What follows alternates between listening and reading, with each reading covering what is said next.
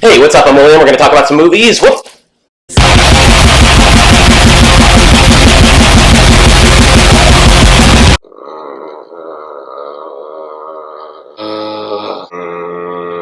Hey guys, I'm William. I'm going to talk about some movies, I guess. So this is my worst movies of 2016 video that I promised 5 years ago. Obviously, this is not the most timely upload that I've uploaded, but 2016 holds kind of a special significance to me, and to not talk about it sort of feels like letting it off the hook. So without remorse, I'm just gonna dig this dead horse up and beat it some more. Also, if it sounds like I'm sick, I'm not. It's just these movies make me sick. So luckily 2016 is over, at least, and we're all still processing what happened. Personally, I feel like I got trampled by a group of edgy CGI white supremacists for like 6 months straight, but it's still happening, so I just don't feel anything.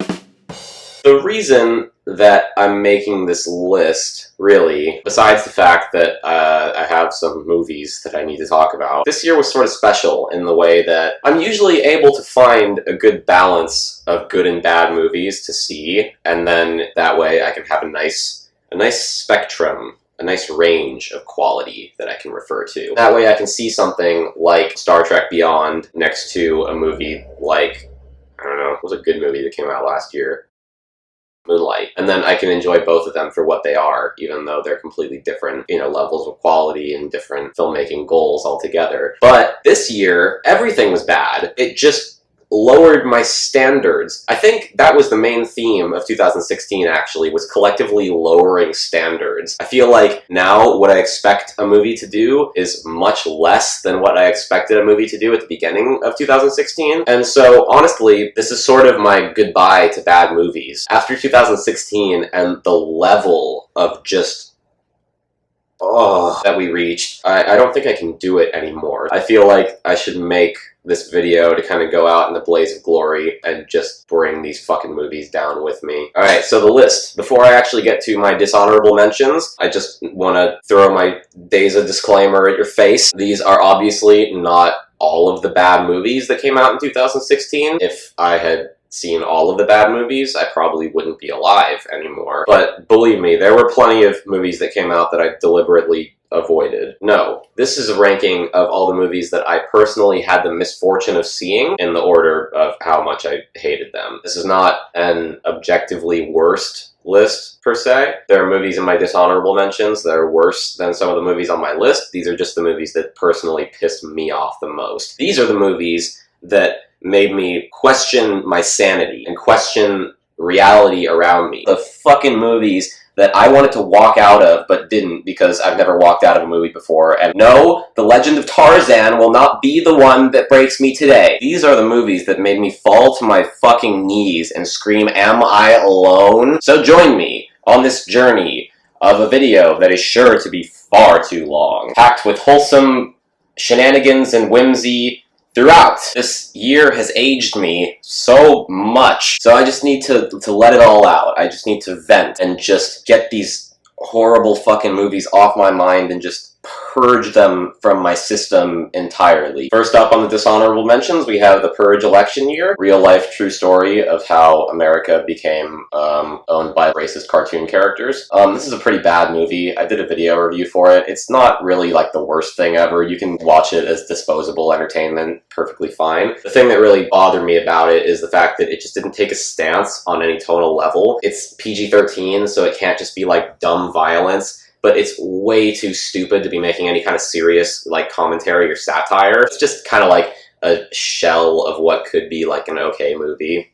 But a lot of it is really funny, so I mean, it's almost worth it for that, I guess. Speaking of comedies, next up we have Warcraft. Hold on. I think the name might have changed. It might be Warcraft: The Beginning now? Fuck off. Next we have The Legend of Tarzan, which I forgot I saw until I made this list. This is one of the most fucking empty, horrible... This movie's awful. Everything about this movie is bad. It's just too boring to put on the list because there's fucking nothing to say about it. It's just none of it works. Don't ever fucking see it, please. I guess this one is kind of controversial because some people like this movie. I thought Fantastic Beasts and Where to Find Them was one of the most unbearable things of the last year. I thought it was annoying and the CGI was bad, really bad. The story was all over the place. There's so many characters and scenes that could just be cut right out and you wouldn't even notice. It would be better if it was exciting or something, but like the color palette is just gray and all the characters are bland. It's just so nothing. The only way you can enjoy this movie is if you just love things that are related to Harry Potter, because it's honestly a piece of shit. Oh, we have another one that has a passing score on Rotten Tomatoes. Nerve. I'm not really sure who gave this one a good review. They must be people who don't know how to use cell phones. There were not that many movies that just misinterpreted teen culture and like how technology works this badly. It was a sight to see. The only reason this movie's not on the list is because whoever did the lighting and the cinematography seemed to actually care about their job, because it's a pretty good looking movie. It's just everything else in the movie is absolute dog shit. Oh good, here's another one I have nothing to say about. Teenage Mutant Ninja Turtles 2 Out of the Shadows. Is there even a 2 in the title? I don't fucking know. I don't remember anything about this movie. I'm fucking looking at it right now. I guess I wrote like a review on this, like, with a lot of words and stuff. But I don't know how I did that, because I can't remember a single fucking thing about this movie. Did this even come out this year? Does anyone else fucking remember? Last but not least, we have Alex Proyas' visual masterpiece, Gods of Egypt. I've definitely never seen a movie like this in theaters before. That's not a good thing. Okay, you know, I gotta be honest. I have some respect for this movie. See, where a lot of the movies on my actual list felt like cold, manufactured pieces of shit, this one has a filmmaker's touch. This one is a warm piece of shit. It's absolutely incomprehensible, but it does actually feel like someone was kind of trying or something. It at least feels like human beings made it. I guess that's a plus. You know, honestly, this is a worse movie than shit on my list, but I had way more fun watching this than I did anything on my list. This movie was a treat. It's like fucking, it's nonsense, but I mean, the stuff on my list is like getting waterboarded. Alright, well that's it for the dishonorable mentions, and I just realized I need some fucking coffee if I'm actually gonna get through this list. Come with me, and you'll be in a world of pure intoxication. What you see will defy education. Let's get to the list! I swear this is just coffee, look. Oh, fuck! Oh boy, we're starting off strong here, alright. So, here at number 10, we have Batman vs. Superman, Dawn of Justice. A movie that I'm honestly shocked isn't higher on this list. This movie is fucking nonsense. There is nothing going on here on a story level. These scenes do not connect to each other. You could go into the editing room and just mix them all around and just change the whole fucking order of the movie and it wouldn't even matter. It definitely wouldn't make any more sense, but it honestly wouldn't make any less sense either. The acting in this movie. Whew. Tell me, again, that Ben Affleck is good in this movie. Fucking tell me. I dare you. Gal Gadot sucks. I don't know who thought she was good as Wonder Woman, but I guess if your incarnation of Wonder Woman is someone who stands around for most of the movie and then opens a fucking QuickTime file and that's their biggest contribution to the plot, okay, maybe it's not the actress's fault, but she was still terrible. Jesse Eisenberg in this movie is as big of a joke as literally everyone on the planet was fucking expecting it to be. I don't know why they did this. This movie has horrible, unfinished CGI, terrible editing, a terrible screenplay, some of the worst dialogue of the year. The acting is bad. It's ugly. It doesn't make any fucking sense. And worst of all, there's about 5 minutes of Batman vs. Superman in the movie, so the title doesn't even fucking make any sense. Doomsday in this movie is a fucking joke. The QuickTime files are some of the sloppiest, Sony-est fucking things I've ever seen. Based on the last 4 years or so, it really feels like DC doesn't care about making movies that can be rewatched and analyzed and processed correctly anymore. Instead, they've gotten obsessed with this stupid fucking cinematic universe idea that they should have started in like 2005, because Batman Begins was an anomaly. So to try and recreate it, except this time our characters are cartoony, belligerent assholes, doesn't really work in the same serious Christopher Nolan type tone. And I don't give a shit if it's like the Christopher Nolan Dark Knight movies. I would love to see a new incarnation, but the problem is these two characters are fucking idiots. The only reason that they even fight in this movie is because they are literally incapable of having a conversation. Their entire fight is based on a misunderstanding, and it's just so ridiculous that these two icons wouldn't be able to just fucking figure this out. It's such bullshit. DC is on some kind of path right now, and I am not interested in following it if this is the kind of shit they're gonna keep putting out. Congratulations, Zack Snyder, you butchered not just one, not just two, not just 3 or 4, but about 5 comic book characters in one movie. That's fucking impressive. Just got really hot in here. Well, the long-dreaded sequel to one of the greatest action movies of all time sure didn't fucking disappoint. I'll keep this one brief because I doubt anyone really cares about this movie anyway, but it's gotta be mentioned because it's kind of a fucking disgrace to the genre and what is now apparently a very short-lived franchise. It's like Fantastic Beasts and Where to Find Them in the way that it takes everything that the first movie did right and then does them the complete opposite way, so nothing works at all. Interesting, well-developed characters? Nah, fuck that. We'll just give everyone a signature weapon and a crazy name like Thunder Fist or Silent Wolf. Works for all those Marvel movies. Impressive practical effects surrounding well-choreographed action sequences? No. We'll just get a cheap green screen so everything looks all mystical and fake. People love that. Well, okay, that sounds fucking terrible, but hey, what about the villain? The first movie was kind of interesting because it just pits people against each other who you can all relate to. So no one's necessarily evil, they're just misled, and that makes the fights more emotionally investing and kind of tragic. Yeah, no. The villain's name is Hades. Okay, well, fuck, that's a little heavy-handed. What about the story, though? I mean, does anything interesting happen? It's a magic sword and everyone wants it.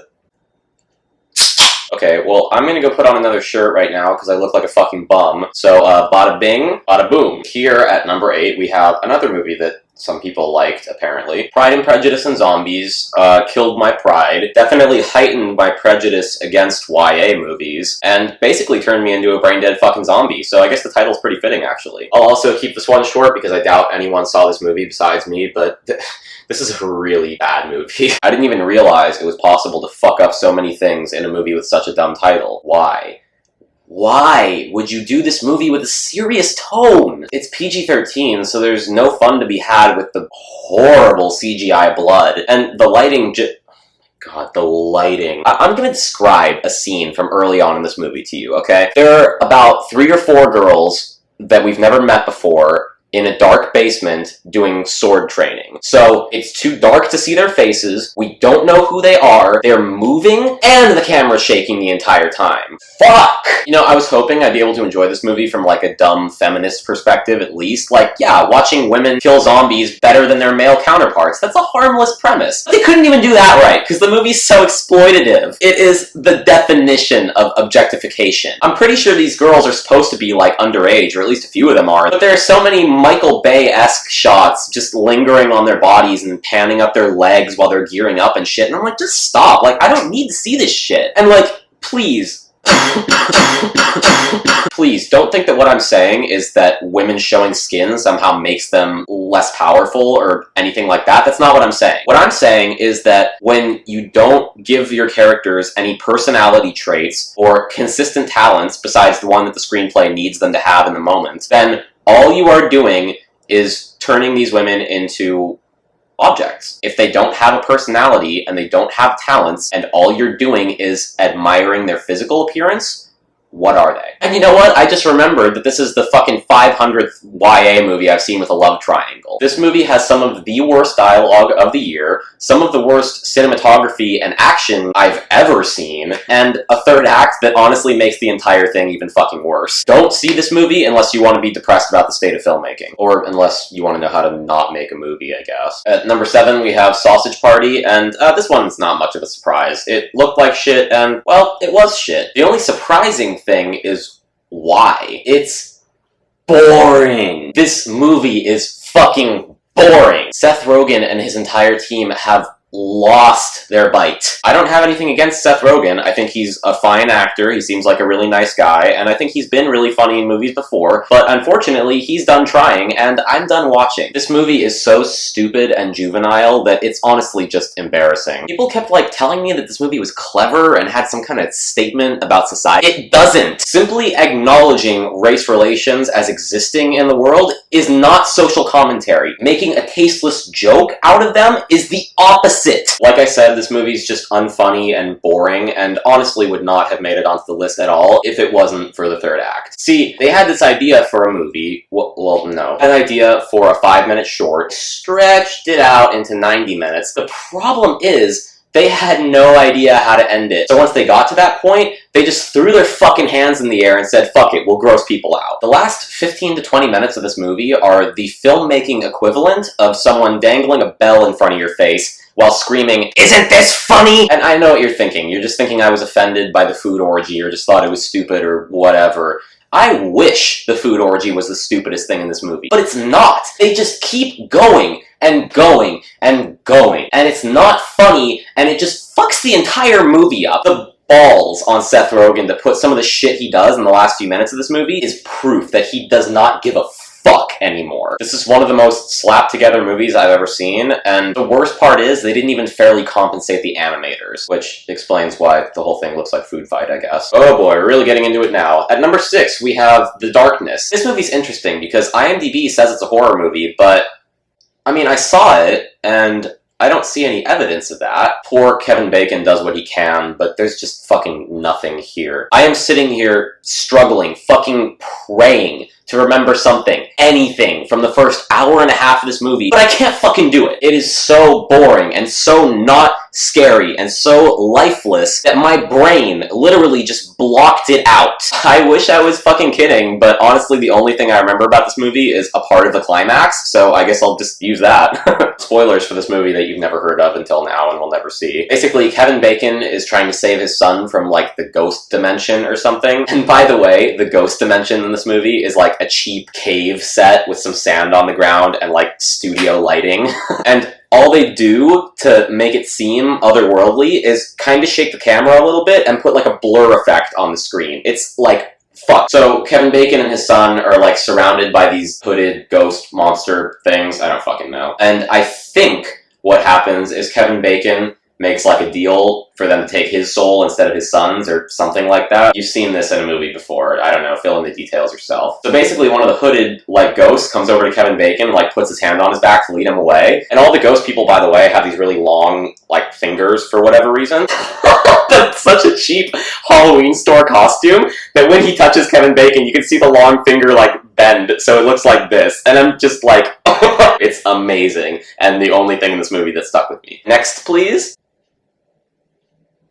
Can we go back to the last one, actually? I really don't know why Kevin Smith makes movies anymore. When I watch them, every aspect of them screams, I don't care. But then he'll go on YouTube and make these, like, hour-long videos defending his movies. Like, he did it for this movie, too, and he literally was just, like, reading reviews, and I could only get, like, 10 minutes into it because he just kept stopping to explain why every valid point didn't apply to his movie because we're just taking it too seriously or something. No, that's not how this works. Like, you know people have to pay money for this shit, right? Like, you're asking for people's money, and this is what you turn out to them? I'm sorry, are you even fucking trying anymore? Johnny Depp, are you even trying anymore? Lily Rose Depp is definitely the best thing about this movie because unlike everyone else in it, she actually has, like, some fucking charisma, so she's, like, entertaining to watch. And that's the best thing I can say about this movie, is that Lily Rose Depp is fun to watch. But once again, we have a talented actor stuck in a movie that offers them nothing to work with. The jokes truly,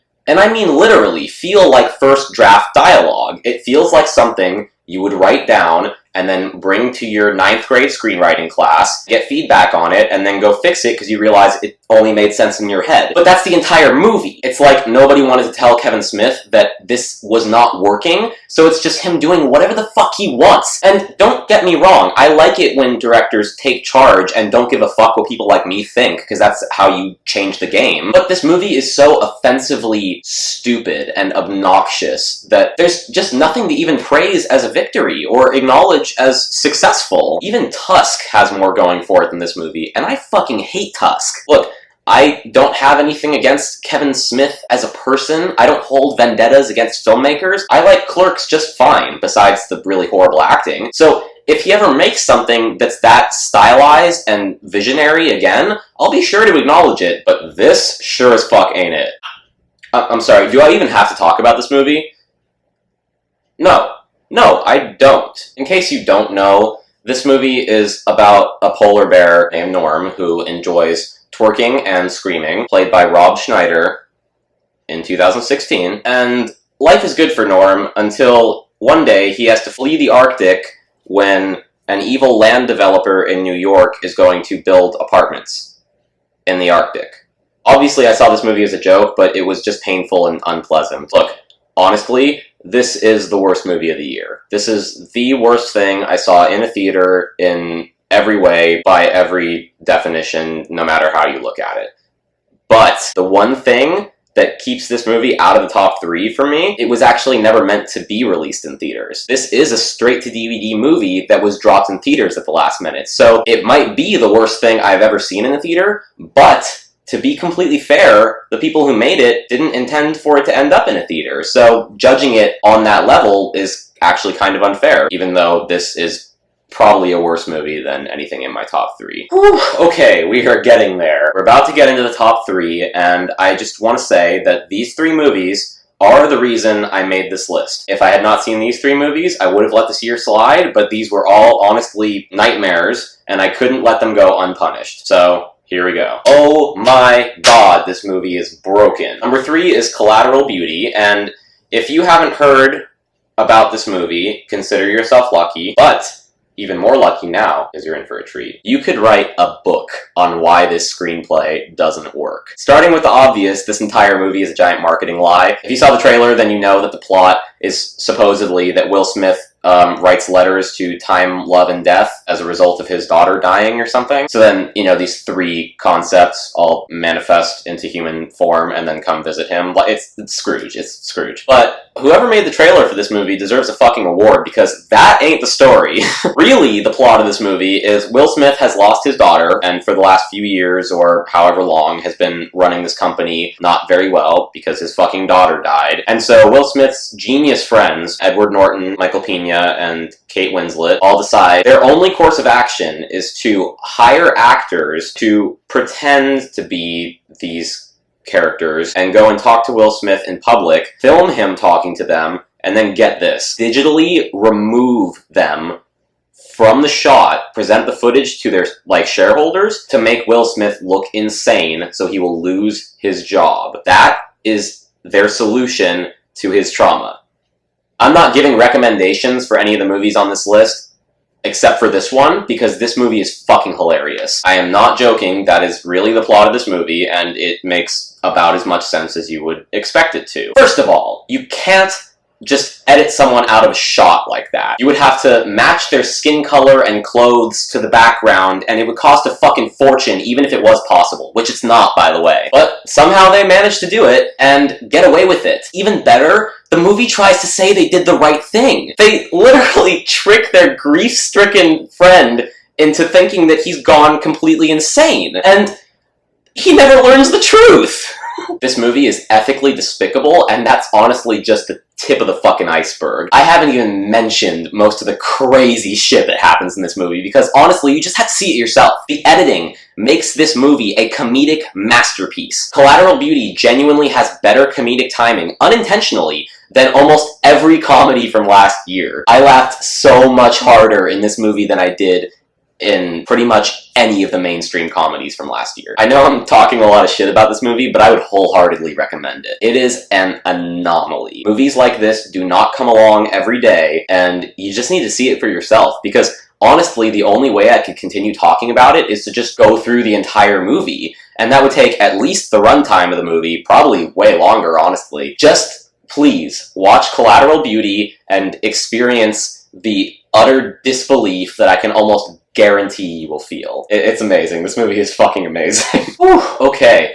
I genuinely struggled to decide between the next two movies which one would take the #1 spot. In fact, as I'm writing the script for this, I still don't know which one I'm gonna fucking pick. They're both awful. And I'm gonna build this up a little bit because I know that there's at least one person out there watching who knows exactly what two movies I'm talking about. Probably more people, because I'm honestly so loud about my fucking movie opinions that, like, you probably know what two movies these are. As soon as I say what the #2 spot is, someone is going to know what my #1 is. I just made far too much noise about these two movies during the year, and there's no way I could possibly hide it. Just know that these two movies are almost completely interchangeable in terms of quality. Both of these movies are everything wrong with the film industry and more. They transcended to a higher level of garbage. These two films rose above being simply two of the worst studio films ever released, because through their laziness and cynical marketing tactics, both of these movies actually made the internet just a little bit more toxic. If I haven't given it away enough, these two studios should both be ashamed of the shit they've been shoving down our throats for the last few years, and I sincerely hope they learn from their fucking mistakes. Bravo. Bravo. The downfall of studio editing. I am not going to say a lot about this movie. I have already said everything I have to say about this movie in my written review that I did. I tried to do a video review and ended up with about 90 minutes of unusable footage because all the problems are interconnected, so I was just rambling. It was just nonsense. I couldn't release it. So on my computer right now, I have a movie's length of me talking about this fucking movie. Additionally, I have a 6-page review that I wrote when I found out that I was not going to be able to finish that video review. So if you'd like to know my actual in-depth thoughts on Suicide Squad, I'll link that review, but holy shit. The only thing that's changed since my review is that now this movie is an Academy Award nominee. And you know, actually, I wasn't planning on talking about that, but let's talk about that for a second. This movie is nominated for hairstyling and makeup. Are you fucking kidding me? Okay, so which characters in this movie would actually require makeup and hairstyling? I can think Harley Quinn, the Joker, Enchantress, and Killer Croc. Oh, and Diablo too, because he has tattoos, but like, that's it, just tattoos. Harley Quinn, I think, looks pretty bad in the context of this universe. Had this movie had a more cartoony tone, it probably would have made sense, but I'm just like, who is giving her this makeup and hairstyling equipment? Like, it doesn't matter if it looks good or not on the actor, it should matter if it looks good in the context of the movie or not. Killer Croc looked okay when he was in like dark corners and kind of lurking around, but as soon as they put him in broad daylight, it just looks like a fucking rubber suit. And the actor is so exaggerated in all his movements, it just really doesn't help. The Joker, same thing as Harley Quinn. Who the fuck is giving him this makeup? When he's in prison, his hair is dyed and he has makeup on his face. Like, what? Enchantress? I'm sorry. Did anyone think this character looked good? Is there a single person out there who thought this character was intimidating or scary or interesting or anything? I think this was one of the worst comic book villains of all time. So I'm just wondering why the fuck would the Academy nominate a movie like this for hairstyling and makeup?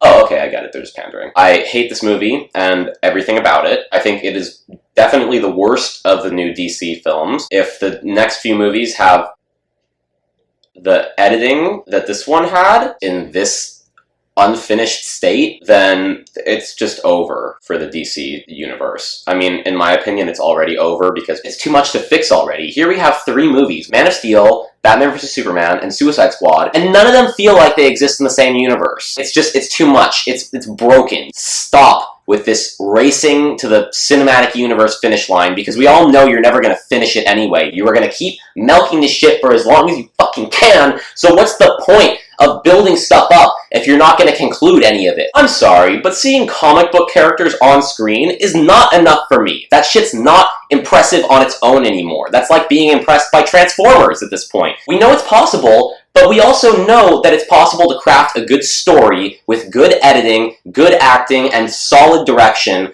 around those characters. So when something like this comes out, it's just fucking inexcusable. With the budget this movie had, it should have been great. With the cast this movie had, it should have been great. Even the director is great. And that is why this movie is so high on my list, because it had all the resources in the world to be great. It had the universe at its fucking fingertips, and they still fucked it up on every single level. Fuck this movie, and fuck your shitty cinematic universe, DC. Pick a fucking tone.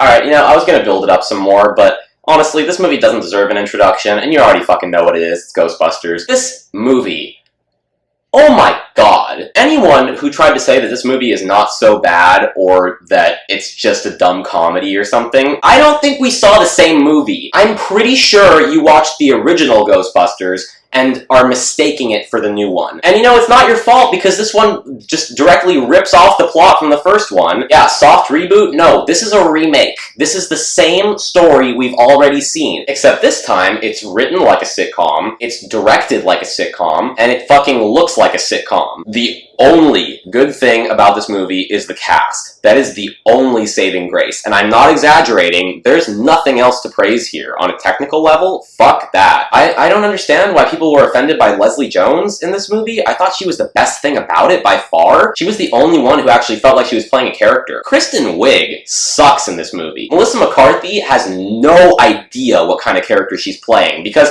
her gags, surprise, are pretty fucking limited. Melissa McCarthy does not really have a wide range of comedy. She's pretty specifically there to fall over, or knock shit over, or get knocked into things, or get thrown into things, or whatever. Kate McKinnon also sucks in this movie. Some people were saying they thought she was funny. I don't think so. I think she had no idea what to do, so she was just quirky the entire time. That's her character. She's quirky. And that stuff on its own wouldn't be so bad, but then we have some of the flattest, worst direction I've ever seen in a movie. Why Paul Feig decided to make this movie look like a sitcom, I don't know. The original Ghostbusters doesn't look like a sitcom. It looks like a movie, and sounds like a movie, and has set pieces, and a story that progresses, and stakes that are heightened. This movie has none of those things. And then, on top of that, has what is, in my opinion, maybe the worst movie villain of all time. It's like